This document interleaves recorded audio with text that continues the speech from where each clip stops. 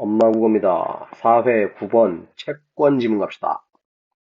채권, 주식 이런 것만 나오면 그냥 경기를 일으키고 힘들어하는 사람들 많은데 요 지문은 생각보다는 쉽다. 그냥 채권의 종류를 쭉 나열하는 거고 요 지문 같은 경우는 응용해가지고 여러 가지로 출제될 가능성이 높은 거니까 그냥 기본적인 공부를 한다. 이 생각 가지고 접근을 하는 게 좋을 거예요. 채권은 이렇게 생겼어. 그냥 돈처럼 생겼다고. 요거는 이제 겨냥, 샘플이란 뜻이고. 자, 채권의 종류 한번 가봅시다. 채권은 발행자가 투자자를 대상으로 돈 빌리는 거야. 쉽게 얘기하면. 돈을 그냥 안 빌려주잖아. 그래서 이자 주겠다. 나중에 원금을 주겠다. 요 약속한 종이, 요게 채권이야. 채권 시장은 이런 채권이 이제 거래되는 건데 처음 발행할 때 나오는 발행 시장. 그 다음에 이미 발행된 거 가지고 서로 사고 파는 유통 시장. 이렇게 구분이 되더라. 유통시장 쉽게 얘기하면 주식시장이라고 보면 돼. 삼성전자 주식 이런 것들, 구글 주식 이런 것들을 서로 사고 파는 거지. 발행시장은 이제 구글, 삼성전자 이런 데서 이제 처음 발행할 때 내는 거. 그래서 도매하고 소매로 비유한다. 그러니까 처음 발행할 때 물량이 어마어마하지 몇 조 원이잖아. 몇 조 원을 일반적인 시민들이 사기 힘들지. 그래서 도매시장에서 먼저 크게 좀 팔고 그거를 다시 이제 소매시장, 마트, 슈퍼마켓 이런 데 와가지고 따로따로 팔더라. 왜 이렇게 하냐? 효율적이니까. 갑시다. 자, 이번에는 자, 채권 발행 시장에서 거래 방식에 따라서 사모냐, 공모냐, 사적으로 모으는 거냐, 공적으로 모으는 거냐, 이 얘기야. 그래서 뉴스에 자주 나오는 그 사모펀드 어쩌고 하는 게 요거라고. 특정 투자자와 소규모 단기 자금인데 사실은 그 사모펀드라는 게 이제 이 소규모라는 게 우리가 생각하는 그 소규모랑 달라. 그래서 한국에서도 사모펀드 그럼 보통 한 100억 이상 이 정도고 그다음에 미국 같이 큰 시장에서는 사모펀드가 보통 몇 억 달러, 크게는 몇백억 달러까지. 요게 사모펀드야. 그맨 끝에다가 쌤이 사모펀드의 무서움을 갖다 놨어. 좀 이따 봅시다. 자, 그 다음 공모는 불특정 다수를 대상으로 거액을 조달할 때, 그러니까 예를 들어서 어떤 회사가 뭐 백신을 개발하려고 그러는데 뭐 1조 원이 부족해. 그러면 특정한 사람이 혼자서 1조 원 못하지. 그러니까 그냥 공모로 여러분들 이번에 우리 상준제약에서 백신 만들려고 하는데 1조 원이 부족합니다. 이거 100% 개발 완료될 겁니다. 이러면 사람들이 사겠지. 뭐 그런 게 공모다. 자, 한편 공모는 위험에 따라서 직접 간접으로 나온다. 직접은 상준제약이 전적으로 위험을 내가 채권 발행하는데 내가 다 파는 거야. 내가 직접 파는 거. 보통 이렇게 잘 안 하지. 자, 간접 발행은 솔직히 상준제약 어떻게 믿어? 근데 삼성증권 이러면 믿을 수 있지. 삼성증권이니까. 오케이? 자, 그 다음에 간접 발행은 총액 인수. 그래서 삼성증권이 발행자와 약정한 가액, 뭔 얘기냐면 1조 원을 상준전자에서 발행을 해. 그러면은 삼성증권에서 이걸 1조 원에 살까? 그럴 리가 없지. 그지? 퉁 쳐갖고 뭐 9천억 원 이런 식으로. 그거를 다시 일반 투자자를 대상으로 판매한다. 그러면 삼성증권은 1,000억 원의 이익을 받지. 이렇게 하는 거야. 자, 이에 비해서 잔액 인수는 발행자와 약정한 가액으로 1차적으로 상준제약 명의로 판매를 먼저 해. 그 다음에 안 팔린 거, 장이여분, 그게 이제 잔액이지. 안 팔린 거에 대해서 삼성증권이 처리한다. 자, 총액은 삼성증권이 1조 원어치를 다 사잖아. 뭐 당연히 위험이 높지. 백신 개발 안 되면 망하는 거니까. 그래서 높은 수수료를 받는다.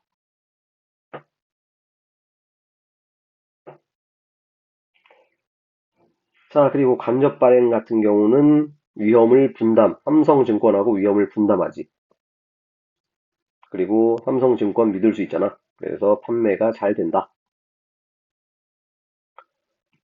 한편 이번에는 어디서, 그래서 장내, 그러니까 주식시장 같은 거, 다수의 투자자가 매매하는 거다. 주식 같은 경우는 정보가 다 공개가 돼 있고 삼성전자 주식 얼마, 대한항공 주식 얼마 이런 식으로 다 가격이 나와 있어. 당연히 쉽다고. 근데 장외 시장을 왜 하냐면은 채권은 아까 맨 처음에 그림 봤다시피 종이가 다 달라. 예를 들어서 삼성전자에서 발행한 채권이 한 개만 있는 게 아니라 삼성전자에서 발행한 채권 종류만 수천 수만 가지라고. 이거를 어떻게 여기서 해? 그래서 장외 시장에서 양자간 매매. 그러니까 쉽게 얘기하면은 장외 시장은 당근 거래 이렇게 생각하면 돼. 간단하지? 당근 거래. 장내 시장은 주식 시장.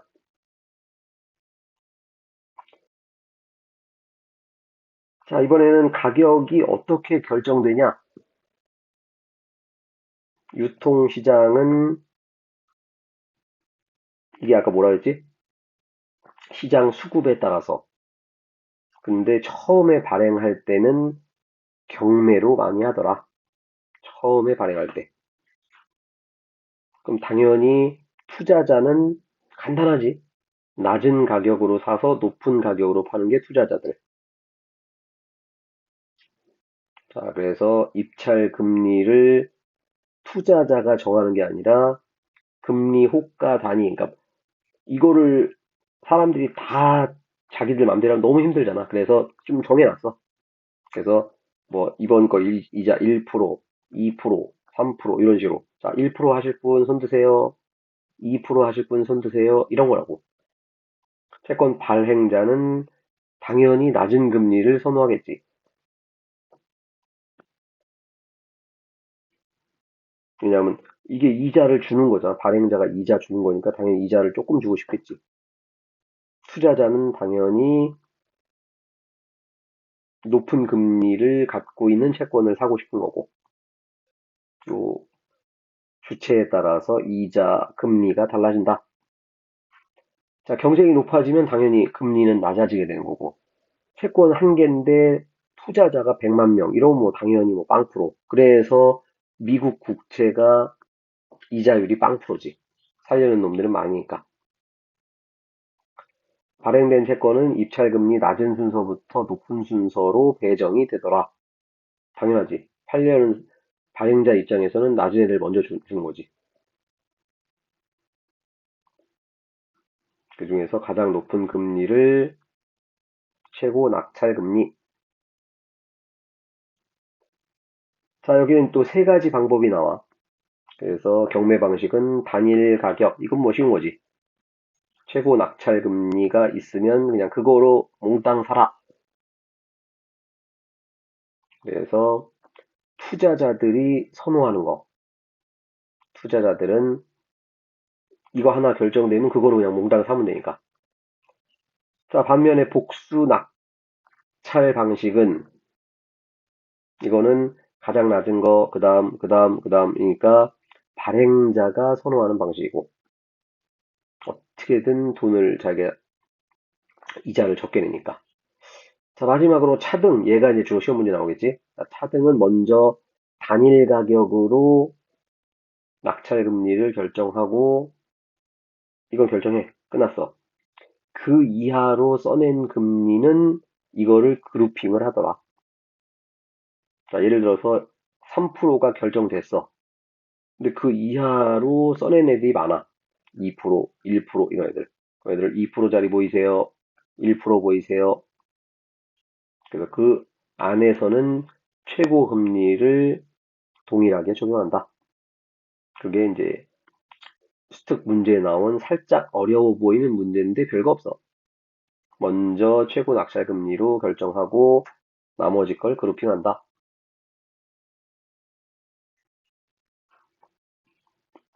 채권이 있는데 도매시장에 해당하는 발행시장, 소매시장에 해당하는 유통시장으로 나눈다. 발행할 때는 사모펀드냐 공모펀드냐, 특정 개인에게 파냐 불특정 다수에게 파냐.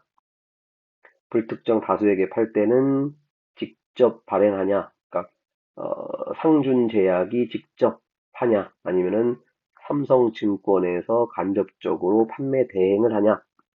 자, 판매 대행할 때는 삼성증권이 몽땅 인수한 다음에 파는 거냐, 아니면은 먼저 상준제약에서 어느 정도 팔고 남은 걸 인수하는 거냐. 위험도에 따라 다르겠지. 총액 인수가 이게 뭐라고? 가장 위험이 높고, 이렇게 화살표는 정리해야지. 위험이 높고 당연히 수수료도 높다. 돈을 많이 벌 수 있다. 자, 그 다음에 유통시장은 장내 시장. 요게 뭐하고 똑같다고?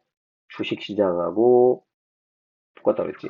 가격을 정해놓고. 근데 채권은 워낙 종류가 많아서 거의 장외 시장, 당근 거래를 많이 한다. 1대1로 지하철역에서 만나가지고 서로 주고 판다. 요게 장외 시장. 자, 다시 한번 정리. 단일 가격은 동일한 낙찰금리. 그래서 투자자들이 좋아한다. 당연히 투자자들이 좋아하니까 응찰률이 높겠지. 그 다음에 복수 낙찰은 낙찰금리를 차등화해서 1%, 2%, 3%, 4%. 그래서 발행하는 사람이 좋아한다. 대부분은 이걸 하겠지. 차등. 그래서 최고 낙찰금리를 결정, 3%를 결정. 그리고 나머지 금리를 그룹핑을 한다. 자, 마지막에 무시무시한 얘기 해봅시다. 한 10년 전, 2010년도 그쯤 돼서 삼성물산하고 제일모직하고 합병을 했거든. 그런데 이게 이제 뭐 불법이 있다. 이래가지고 미국계 사모펀드 엘리엇이 고소를 했어. 그거를 당연히 검찰에서 수사를 했는데 당연히 검찰은 누구 편일까? 삼성 편이겠네. 특히 그 당시 대표 맡았던 윤씨, 한씨 이 양반이 개입을 해가지고 부당하게 얘네들이 이득을 보고 사모펀드 엘리엇이 손해봤다. 1조 원 내놔라. 이걸 소송을 걸었단 말이지. 그런데 판결이 났어요. 2023년 6월 20일 엘리엇한테 1,300억을 물어줘라. 승소 판결이 났다고. 그래서 사모펀드 이 사람들 무서운 사람이다. 그 다음에 이런 공무원들 개 뻘짓거리 하면, 자, 1,300억 이거 누구 돈이야? 누가 내는 거야? 우리 세금으로 내는 거라고, 이거. 우리 세금에서 삼성이 내는 게 아니라 세금이 내는, 우리 세금으로 내는 거라고. 국가를 상대로 한 거니까. 그래서 공무원들, 국회의원들, 대통령들 이거 잘 뽑아야 우리가 손해를 덜 본다. 그냥 에이 뭐 아무나 되면 큰일 난다고. 우리 돈이 나간다고. 여러분들 정확하게 알고 잘 뽑아야 우리가 손해를 덜 본다. 한두 푼 나가는 게 아니야, 이게. 이번에 2023년 상반기에만 부자들 세금을 34조 원을 깎아줬지. 오유, 좋은 나라네. 34조 원 깎아줬으니까. 자, 문제는 34조 원을 부자들을 깎아주면 누가 메꿔야 돼? 거지들이 메꿔야지. 이 사람들이 손해보는 거라고. 이 사람들이 이득 보면 이 사람들이 이게 경제의 가장 기본이라고. 플러스 마이너스 제로. 그럼 난 부자인데. 부자 아니에요. 부자는 상위 0.5%, 여기가 부자야. 대부분의 사람들은 여기가 아니야. 정신 차리고 투표 를 합시다. 구독, 좋아요, 엄마 국어.